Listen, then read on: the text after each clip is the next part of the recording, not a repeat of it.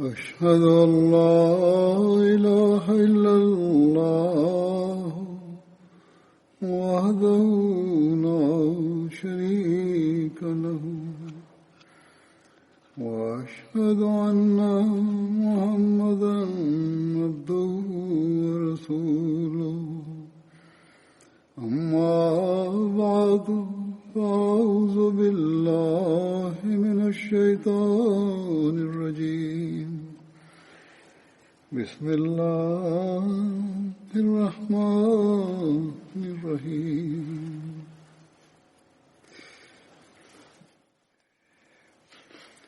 الحمد لله رب العالمين الرحمن الرحيم مالك يوم الدين إياك نعبد وإياك نستعين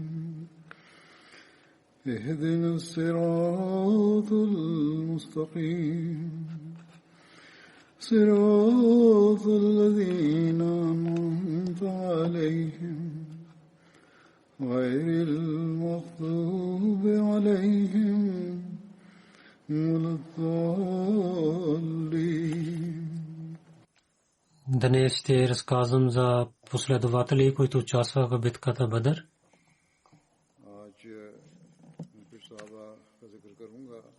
Днес, за който ще разказвам, неговото име Хазрат Сухайб бин Синан разияллаху анху, нека Бог да доволен от него. Баща на Хазрат Сухайб Синан бин Малик и майка му Салма бинт Кайд беше. Сухайб беше от град Мусул. Баща му или чичо му от Кисра беше работник на Абдулла. Този град, който беше наречен Басра, румите, когато нападнаха, те взеха на Сухайб като пленник, който беше един малко дете.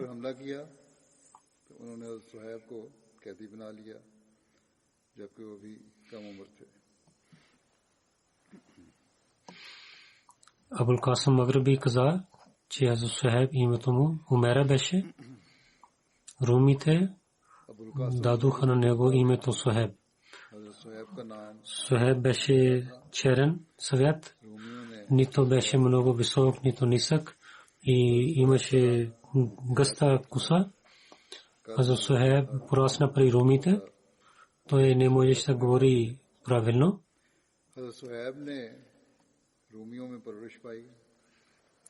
Каза, купи на него от румите и вземе на него дойде в Мека. И след това Абдулла бин Джудан, купайки на него, свободи Хазрат Сухайб.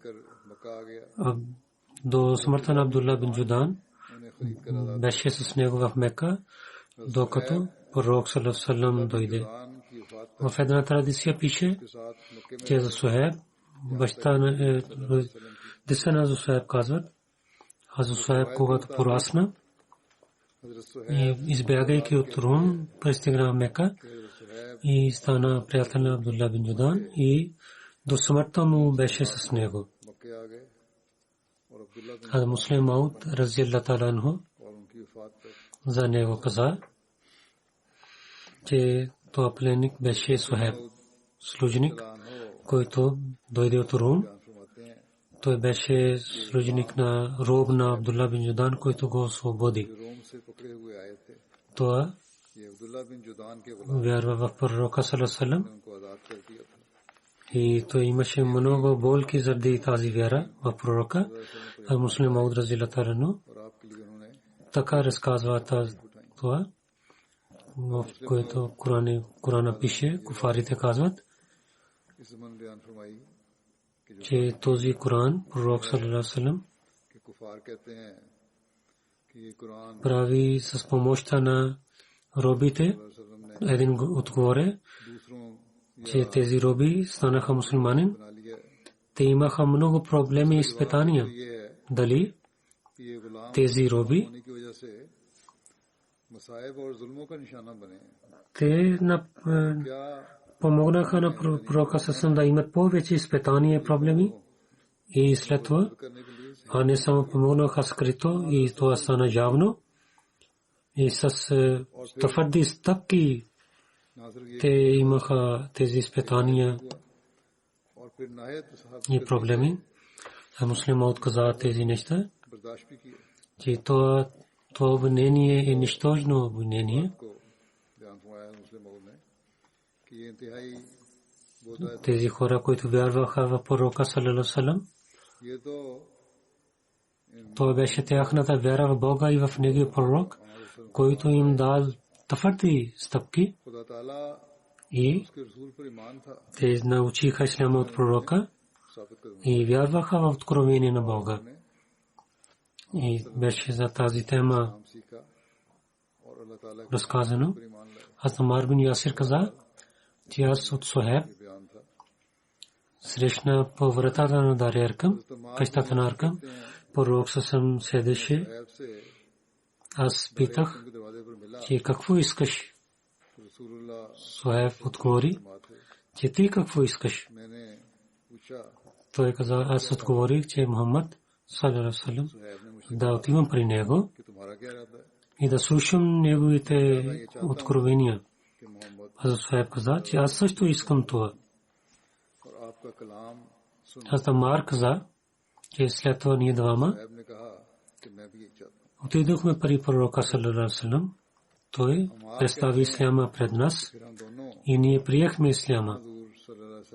Целият ден останахме там, докато ние вечеряхме там и скрито излязохме от там. Аз Амар и аз Сухайб приеха исляма, когато 30 хора приеха исляма преди тях. Анас каза, че пророк саллаллаху алейхи ва саллям каза, че в исляма първите са 5-4 хора, които първи приеха исляма, че аз съм от Арабия, Сухайб от румите първо и Салман от парсийците първо и Билал от Африка, Хабш е първият човек, който прие исляма. Аз Абдулла бин Масуд каза, най-първо, който зови за исляма, те са 7 човека. Пророк саллаллаху алейхи ва саллям, той имаше Шария и Абу Бакър и Амар и майка му Сумайя и Сухайб и Билал и Микдад. Затова пророк саллаллаху алейхи ва саллям на него Бог и пази го чрез неговия чичо Абу Талиб. И Абу Бакър беше спасен от народа си. И в миналите проповеди аз тълкувах тази тема. Това беше само този човек, който представи тази традиция. Иначе пророк саллаллаху алейхи ва саллям и Абу Бакър разилата анху също имаха тези жестоки от враговете. И в началото имаше малко спасение, но след това имаха проблеми. На другите неверниците хванаха и ги с железните въже хванаха и хвърлиха ги в топлината на слънцето. И Билал и той искаше Бог да е свързан с него. Те хваниха на Билала и даваха на него на момчета и те взеха на него в планините на Мека и Билал казваше само Ахад, Ахад.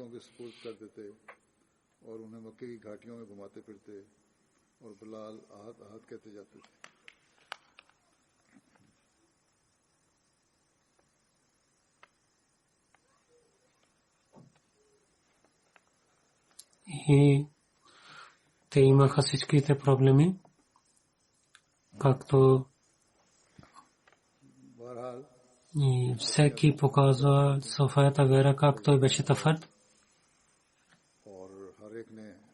За Хазрат Билал, който има традиция, то е, че той имаше повече изпитания и проблеми от другите. И след това разказват се за Сухайб, беше от тези вярващи, които бяха слаби, бедни, и които в Мека имаха много изпитания, проблеми и жестоки хора дадоха проблеми. В една традиция беше, че Амар бин Ясир толкова имаше болка, и той не знаеше той какво върши.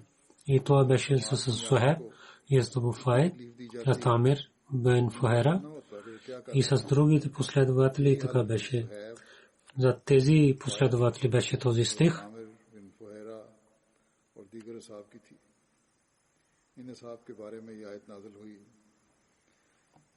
ثم إن ربك للذين هاجروا من بعد ما فتنوا ثم جاهدوا وصبروا إن ربك من بعدها لغفور رحيم. Наистина твоя повелител, онези хора, които преселваха, те имаха много проблеми и след това те правиха джихад и имаха търпение.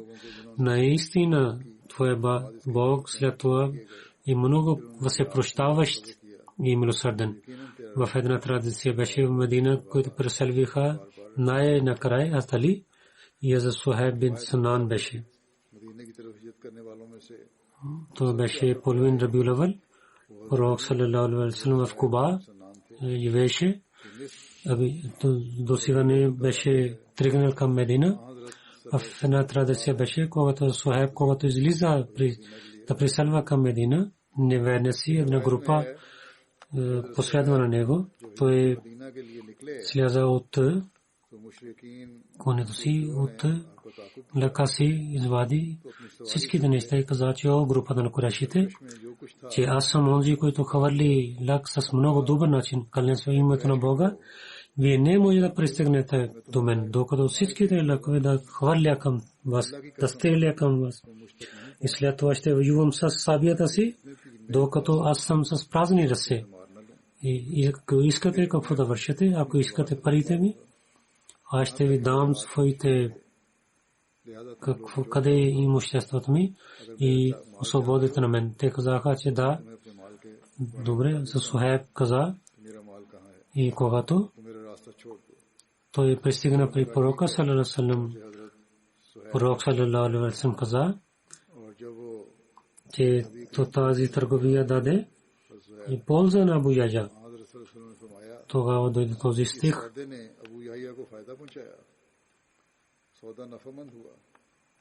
راوی کہتے ہیں کہ اس پر یہ آیت نازل ہوئی وَمِنَ النَّاسِ مَن يَشْرِي نَفْسَهُ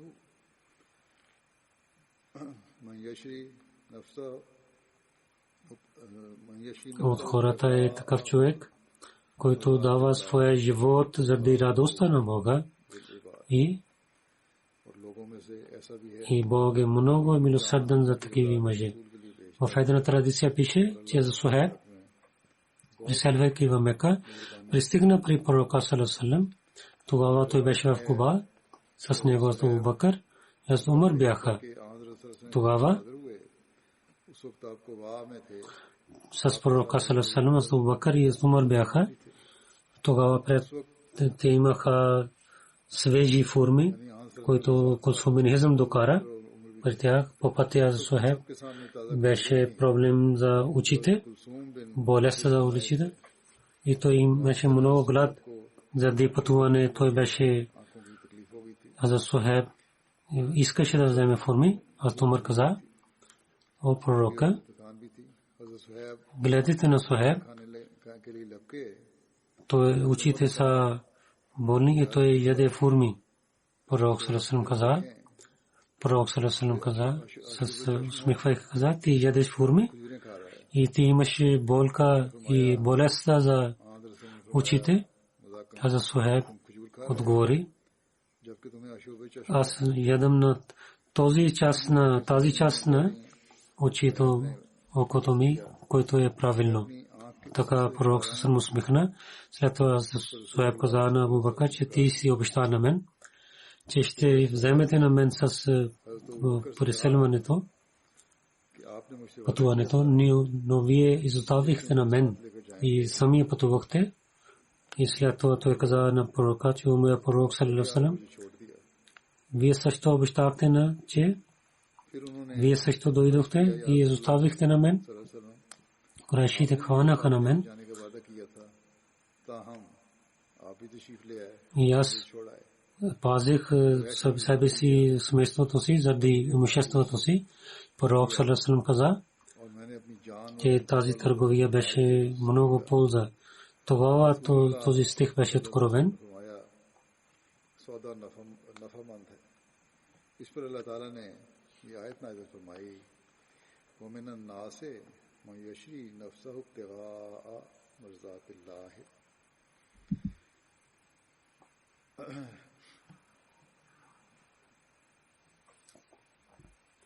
от хората има такъв, който представи живота си заради Бога, и Бог е много милосърден с такива мъже.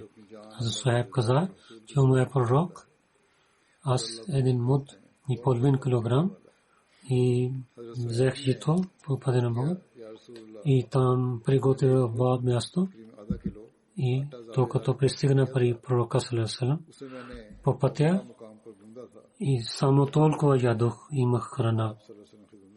А Муслим Ауд разияллаху таала анху каза за него, че Суайб беше един богат човек. Той имаше търговия и в Мека беше от богатите хора. Но въпреки това, че той беше богат и беше свободен, той не беше роб. Курешите много бяха жестоки с него, биха на него. Когато пророк се преселил към Медина, след това Суайб също искал. Той пътувайки да пристигне в Медина, но хората в Мека спираха на него и каквото имаше имущество в Мека, не може да вземе себе си. И няма да ти оставим да отиваш от Мека. Суайб каза, ако цялото имущество ще оставам тук, дали вие свободите на мен? Така те бяха съгласни.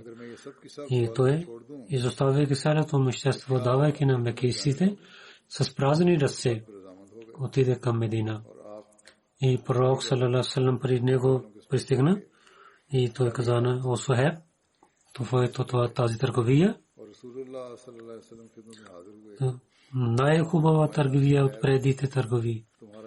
И че ти вземеше първо парите срещу парите, но сега срещу парите ти си взел вярата. Пророк саллаллаху алейхи ва саллям на Суайб, приселвайки от Мека към Медина, и между него и Харис бин Сима ги прави събратия. А Суайб в битката Бадър, Ухуд, Хандак и във всичките битки той беше с пророка саллаллаху алейхи ва саллям. Хайс бин Амр каза, че Салман за Суайб и аз Билал бяха пари хората. Пари тях Суфиян бин Харб преминава. Хората казаха, че сабия на Бога не са на шията на враговете на пророка. Абу Бакър каза, че вие главата на Курайши така казвате. Това пристигна при пророка саллаллаху алейхи ва саллям. Тогава пророк саллаллаху алейхи ва саллям каза, о Абу Бакър, че може би ти си ядосил на тях. Ако ти си ядосил на тях, тогава ти на си своя Бог си ядосил. Аз Абу Бакър отиде при тях и каза, че о моите братия, може би вие сте ядосни от мен. Те казаха, не, Абу Бакър, нека Бог да ти прощава. А Суайб каза, че в тази битка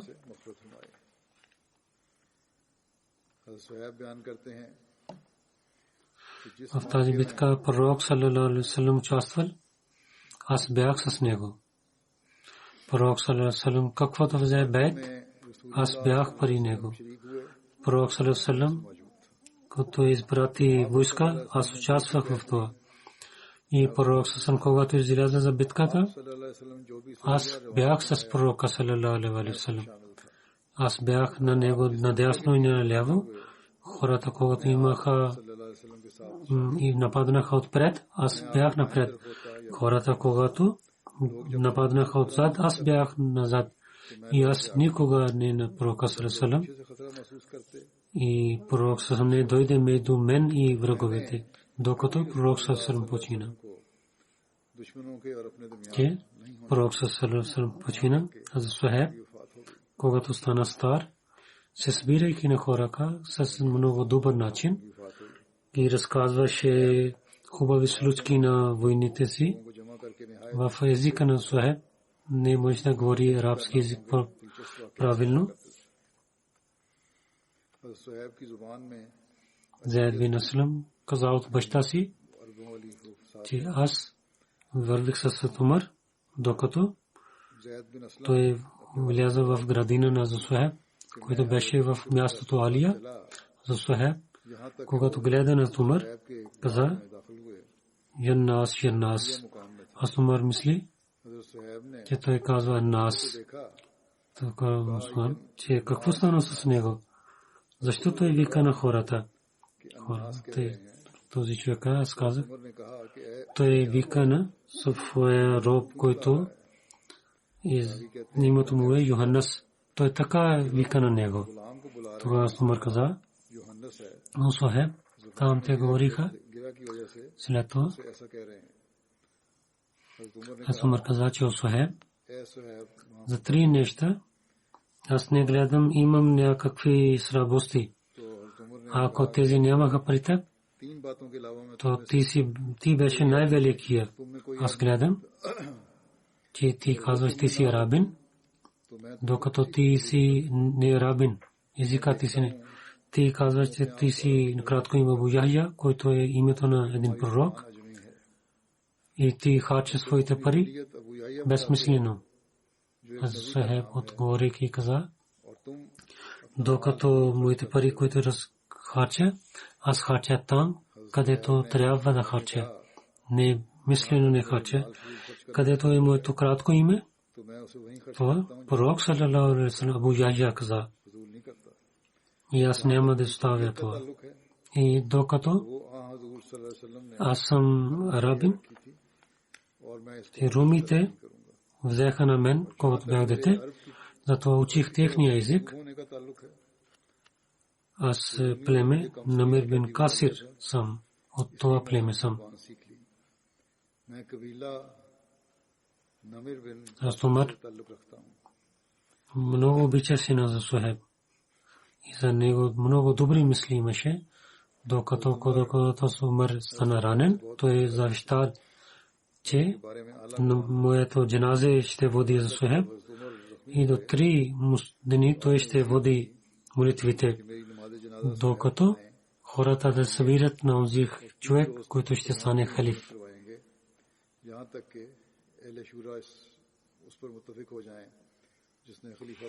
Аз Сухайб почина в месец Шавал, 38 хиджри.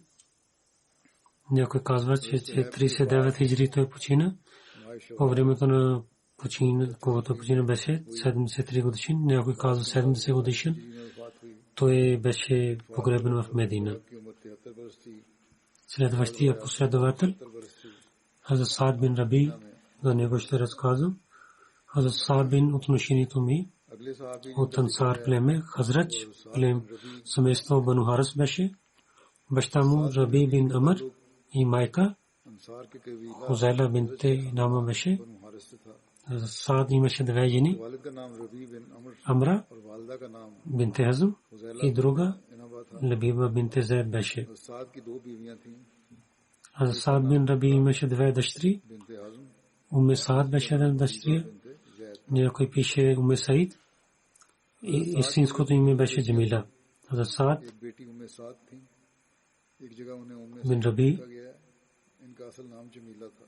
когато не беше мусулманин, той знаеше, пише, речете и много малко хора знаеха това. Хазрат беше глава на Бану Арас.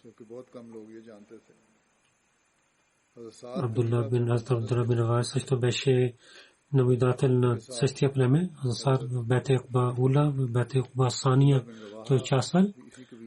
При преселването на към Медина, пророк саллаллаху алейхи ва саллям, Хазрат Саад и Абдурахман бин Ауф ги прави събратия. В книгата Бухари пише,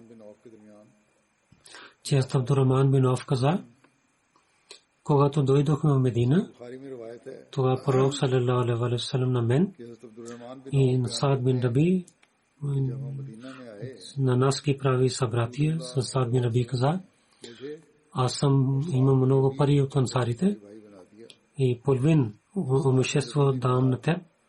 И аз имам две жени, на които ти харесваш. Аз ще дам развод на нея и когато ти ще бъде свободна, ти да правиш сватба с нея. Тогава Абдурахман, слушайки това, каза на Саад, че аз не искам това нещо. Само кажи на мен, има ли тук някакъв пазар, където има търговия? Аз каза, че Кенка има тук пазара. Абдурахман, знаейки това, сутрин отиде там и взе масло. И всеки сутрин той отиваше в пазара. След малко време Абдурахман дойде и той имаше знаци на зафран. Пророк саллаллаху алейхи ва саллям питал. Той отиде при пророка саллаллаху алейхи ва саллям. Пророк саллаллаху алейхи ва саллям не знаеше, че защо, че дали той има сватба или не. Той имаше знак на зафран, че той има сватба. Пророк саллаллаху алейхи ва саллям питал, дали си ти си правил сватба? Той отговори, да. Пророк саллаллаху алейхи ва саллям каза, с кого? Коя? Той каза, че жена на ансарите. Това пророк саллаллаху алейхи ва саллям каза, колко мехер зестра си дал? Той каза, че злато на една малко злато. Пророк саллаллаху алейхи ва саллям каза, че прави валима, покани на гостите и докато е да приготвиш едно агне също. Саад бин Раби в битката Бадр и Ухуд участвал и в битката Ухуд той стана мъченик. В деня на битката Ухуд пророк саллаллаху алейхи ва саллям каза, при мен кой ще докара новина за Саад бин Раби? Един човек каза, че аз. И той отиде в полето и го търси в починалите хора. А Саад гледайки на него каза, че какъв си ти? Той каза, че пророк саллаллаху алейхи ва саллям ми изпрати да питам, че да докарам твоята новина при пророка саллаллаху алейхи ва саллям. Той каза, Саад каза, и при пророка саллаллаху алейхи ва саллям представи моето поздравление, асаламу алейкум, и дай тази вест на моя пророк, че аз им 12 рани от копие и хората, които воюваха с мен, те пристигнаха в ада. Всеки, който воюваше с мен, аз го убих. И кажи на моя народ, за тях, те няма да имат никакъв отговор при Бога, ако пророк съвсем ще стане мъченик. И един от вас ще бъде жив. Разказват, че този човек, който отиде при него, той беше Убай бин Кааб. Саад каза на Убай бин Кааб, кажи на своя народ, че на вас Саад бин Раби казва, че имате страх от Бога. И това обещание в друга традиция пише, това обещание, който в вечерта на Акба справите с пророка съпоминавайте това. При Бога вие няма да имате никакъв отговор, ако неверниците сте пристигнат до вашия пророк саллаллаху алейхи ва саллям. И един от вас, някой око ще има живот, ако някой ще бъде жив. Няма да имате отговор при обвинение. Аз Убай бин Кааб каза, аз бях там при Саад и Саад бин Раби почина. Той имаше много рани. Аз пристигнах при пророка саллаллаху алейхи ва саллям при него и разказах цялата новина, че така говорих с него, така той беше и така той стана мъченик. Тогава пророк саллаллаху алейхи ва саллям каза, Бог да бъде милостив с него в живота и след смъртта. Той беше добър приятел на Бога и на неговия пратеник.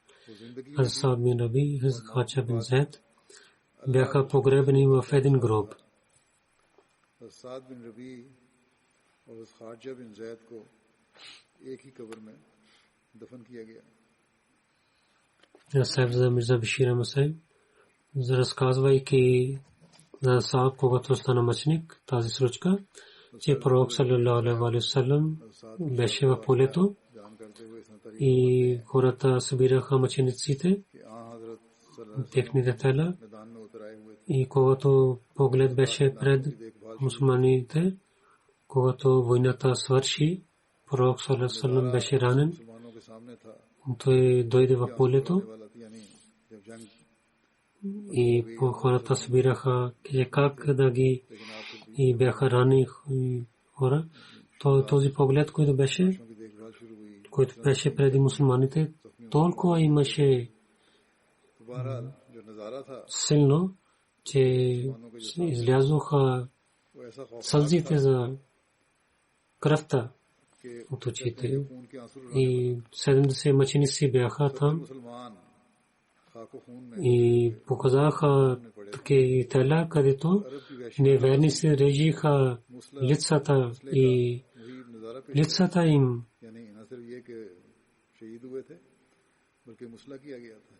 Само 6 бяха от Мека, други всичките бяха ансарите, които бяха мъченици. Курайшите, които бяха 23, бяха убити.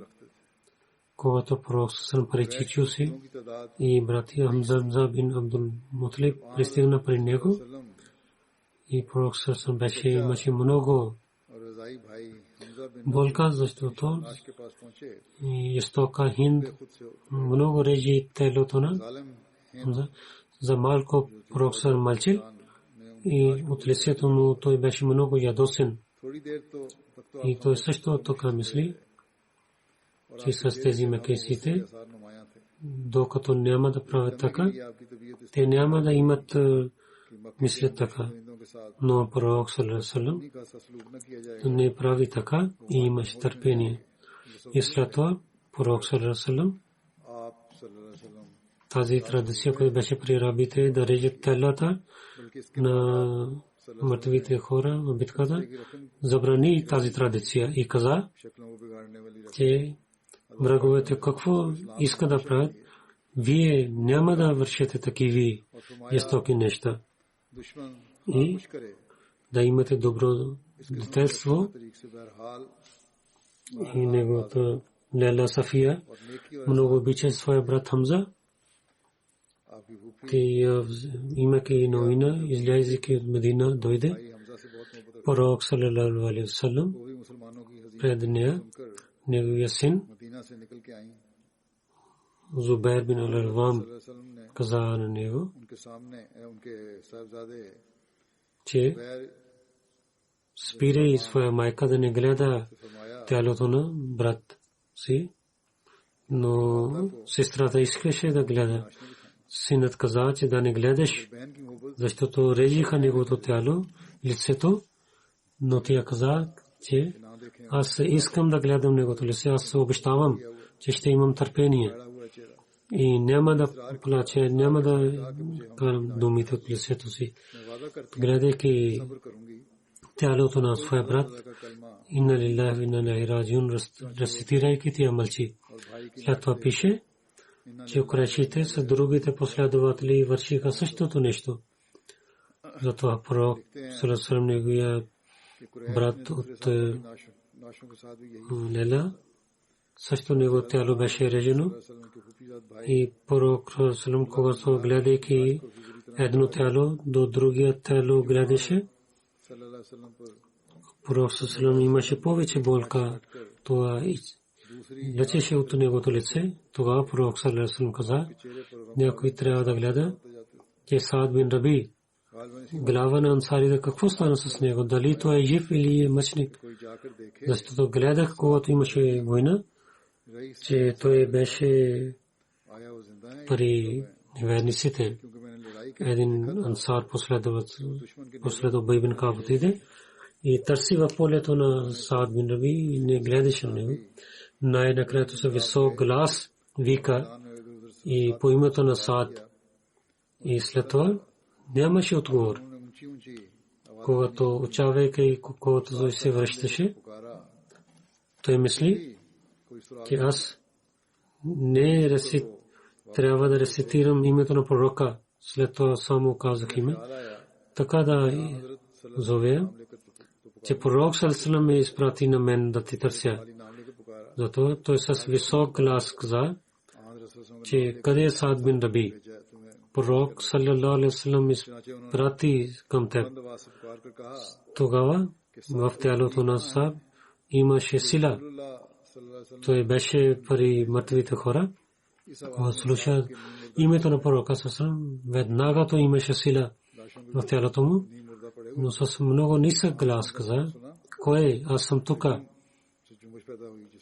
Убай бин Кааб, когато гледа внимателно, и там в мъртвите хора беше в групата Саад, който беше до смъртта си. Убай бин Кааб каза на него, че пророк саллаллаху алейхи ва саллям за това ме изпрати да гледам на теб и да съобщавам на него. Саад отговори на пророка саллаллаху алейхи ва саллям, казвай поздрави от мен и кажи, че проросите на Бога, че жетва на техните последователи и преданността, които те имат севаб, нека Бог на него този севаб най-повече да даде на теб, че вашите очи да станат има сладост от нас. И дай поздрав на моите мусулманските братия. Кажи на моя народ, ако от вас, имайки живот на пророк саллаллаху има някаква болка, тогава вие нямате имате никакво обвинение пред Бога. Така Саад почина. Муслим Ауд разилата на също, разказвайки тази случка, и в своите думи така пише, че в битката има една случка. След битката пророк саллаллаху алейхи ва саллям каза на Убай бин Кааб, че отивай в ранените хора и гледайки, той пристигна до Саад бин Раби, който беше много ранен. Той беше до смъртта си. Дишеше последните дишения. Той каза, че моите роднини народа имаш някакъв съобщение дай на мен. Саад усмихвайки каза, че аз чаках, че някой мусулманин да дойде тук, аз да съобщавам на него. Давай, обещавай, дай ръце си в моите ръце, че съобщаваш на моя народ. Този съобщение беше, че мои братия мусулмани дай поздрави на тях, мой народ и роднини, кажи на тях, че пророк саллаллаху алейхи ва саллям дойде при нас от Бога и от нашия живот. Ние ще пазим на този пророк. Сега аз отивам на този свят и сега представя на него при вас, да не стане така, че вие да не пазите на него. Вижте, в такава време на муслима отказа, разказвайки тази случка, че вижте, в такава време когато човек мисли, че аз ще имам смърт, какви мисли идва в неговото сърце? Той мисли, че какво ще стане с жена ми, кой ще гледа на моите деца. Но този последовател не дал това съобщение. Само това каза, че ние защитихме на пророка Сърсалем, дадохме своя живот. Вие да идвате на същия път след мен. Най-голямата работа е да пазим на пророка Сърсалем. Те имаха вяра. Той пише, те имаха тази сила за вярата. Те победиха на света. И те победиха на Кисра и Кесар, на румите. Той беше почудил. Какви са тези хора? Кисра пише на своя командър, че ако ти не можеш да дадеш сражение на рабите, да се върнеш и вземайки бежутите сядай в дома си. Той каза на своя генерал, че те са обикновените хора. На тях не може да спираш, които са обикновени хора. Те нямат храна. Той отговори, че те не са обикновени хора. Те са бесове. Те идват с сабите и копите. Толкова сила те имат. Как да дадем сражение на тях? Един път Саад бин Раби, неговата дъщеря, Уме Саад, дойде при Абу Бакър. Пророк салам Абу Бакър дал чашав сложи за нея. Умар пита, кой е тия? Умар каза, тия е дъщеря на този човек, който беше по-добър от теб и мен. Умар каза, че о халифа е, кой е този? Абу Бакър отговори, този човек, който почина по времето на пророка салам, и той влиза в рая. Аз и теб съм тук.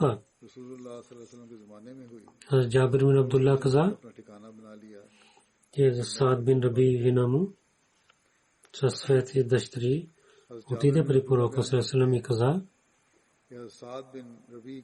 че о пророка саллалаху алейхи ва саллям, тези са дъщерите на Саад бин Раби, които воювайки с вас стана мъченик в деня на битка. И чичо му взе имуществото, взе чичо. Те нямат нищо. Не изостави. И сега как да правя сватба, когато те нямат пари? Пророк салам каза, че Бог ще решава този проблем. И след това беше откровение за имуществото и това пророк салам вика на чичо, че дайте една трета на дъщерите и на майка даваш 8 и каквото се остане ти имаш. Разказвайки това, Мирза Башир Ахмад Сахиб така пише в книгата си Хатмун Набиин. Саад беше един богат човек и той имаше много имущество. В племето си той беше глава. Той нямаше син. Само 2 дъщери имаше и жена. Докато по това време пророк саллаллаху алейхи ва саллям нямаше за завещанието заповеди от Бога и последователите имаха традиции от рабите. Така раздадоха имуществото. Човек, който е починал, когато той няма син, неговите роднини от баща, те имаха това имущество. И видовците и дъщерите нямаха тези неща. Затова, когато Саад бин Раби, неговият брат взе цялото имущество. И жена му и дъщерите нямаха нищо. Имайки тази болка, и жена на Саад, вземайки 2 си дъщери, отиде при пророка саллаллаху алейхи ва саллям и разказа цялата случка и каза, че ние имаме притеснение. Пророк саллаллаху алейхи ва саллям, който имаше чувствал тази болка, докато нямаха заповеди от Бога, той каза на нея, че чакай. И след това, когато дойдоха заповеди, и ще решаваме тези, когато пророк саллаллаху се моли за това. И не мина много време, че за завещанието и наследството има тези стихове, които в главата не са пише. След това той вика на брат на Саад и каза на него, че от наследството на Саад 1/3 дай на дъщерите и 8 дай на жена на Саад. И как останалото вземете. И от тогава имаме заповеди за наследството, че жена ще вземе 1/8 и ако няма деца 1/4 и дъщерите ще вземат, че половина от своя брат ще вземат, ако няма брат, от цялото имуществото е 1/3.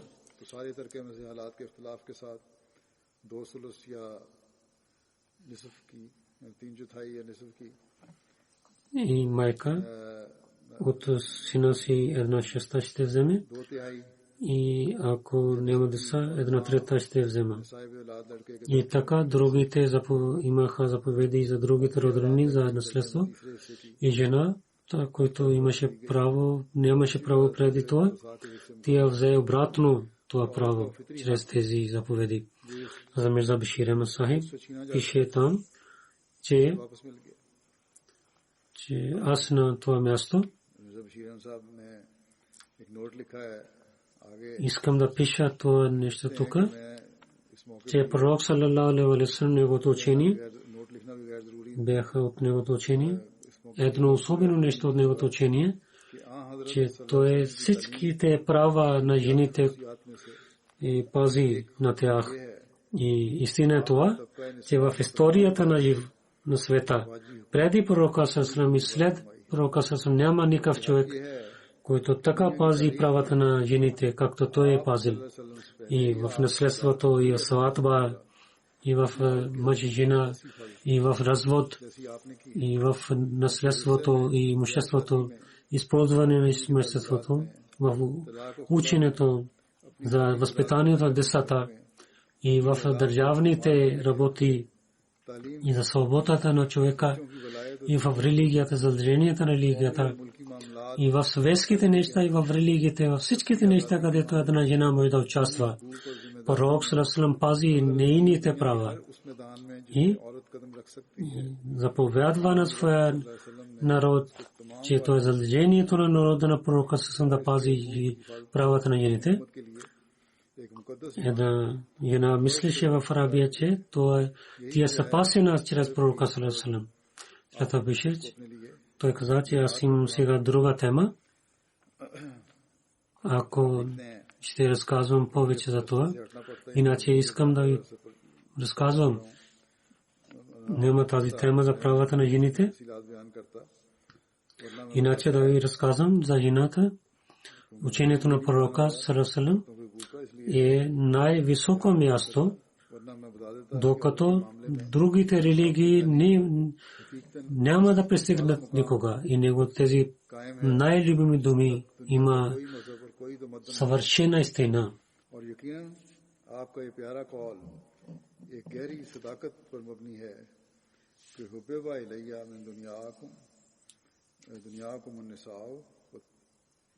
Че в светските неща, моята народа, който обича, то за жена и парфюм, и очите ми има наследство в молитвата. В света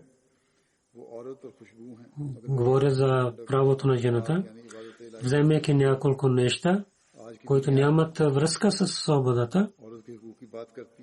Ислям, който има заповеди, това са за уважението на жена, за има спокойствие, за възпитанието на децата, има тези заповеди, те обвиняват на исляма. Истина е това, че свободата на жена и правата на жените, за истинското учение е учението на исляма. Нека Бог да прави така, че света, мислейки тези неща, да излязат от греховете и проблемите, и нашите жени да разбират тези неща. Те вървят след светските неща, че света има свобода. Те трябва да мислят тези неща, и това място, което ислям дава на жена, да мислят за това място, защото нито друга религия и нито и хората, съветските хора, които казват за женските права, те дават на жена. Бог дава заповеда на мъжете, те да изпълняват Божите заповеди, да помагат на жените и да има мир в семейства и обществото. След това накратко за сегашното време, за молитвата искам да ви казвам, да се молите, че нека Бог, където заради болестта на корона, да пази света, там даде разума на хората,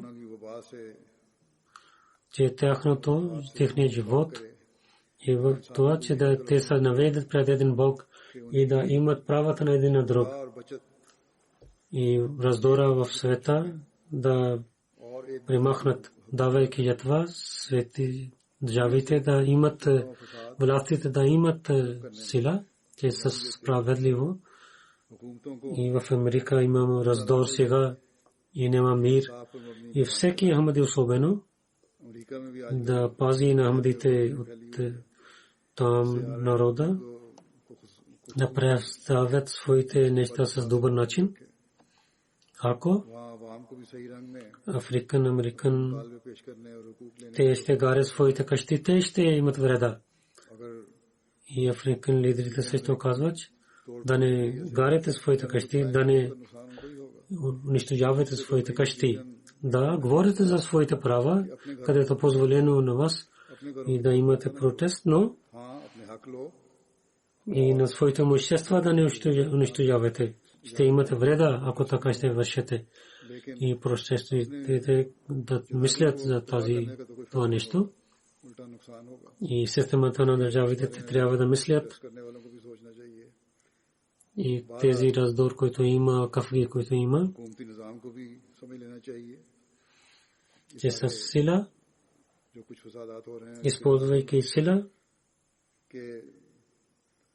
няма да решават проблемите. И никога сила да решава проблеми. Със справедливостта, давайки права на всичките граждани, държавата, властта, така ще напредват в държава. Мир и мир тогава така ще има. Освен това, колкото е силна държава, ако хората няма спокойствие, тогава такава държава няма да има вечността. Нека Бог да прави, където има кафги раздори в света, да Бог да измахне тези неща и държавите да дадат права на член хората и хората с добър начин позволените да имат своите права. И така в Пакистан държава да трябва да мисли, че само от страха от ходите, тези проблеми, които жестоки има срещу Ахмадите, да не вършат тези неща. С справедливостта да имат властта, да вземат урок от историята си, вземайки за Ахмадия този ишу, бъдейки жестоки, нито първите държави властите имаха власт и нито в бъдещето така ще стане. Затова изставят този мисли, че така ще имат повече сила и заради тези жестоки в света Ахмадия има повече развитие и в бъдещето ще иншалла тала с помощта на има ще има развитие. Това е работата на Бога и няма никой, който спира тази Божията работа.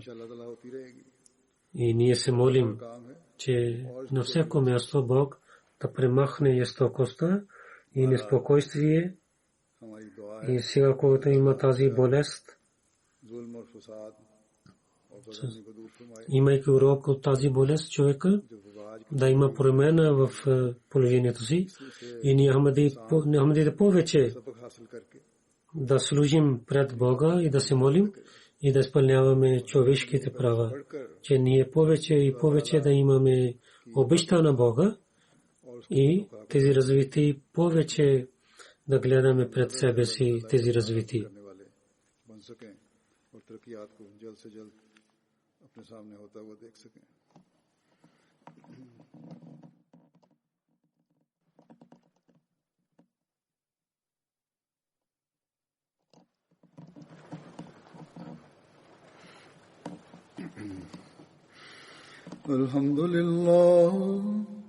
الحمد لله نحمده ونستعينه ونستغفره ونؤمن به ونتوكل عليه ونعوذ بالله من شرور أنفسنا ومن سيئات أعمالنا من يهده الله فلا مضل له ومن يضلل فلا هادي له ونشهد أن لا إله إلا الله ونشهد أن محمدا عبده ورسوله عباد الله رحمكم الله إن الله يأمر بالعدل والإحسان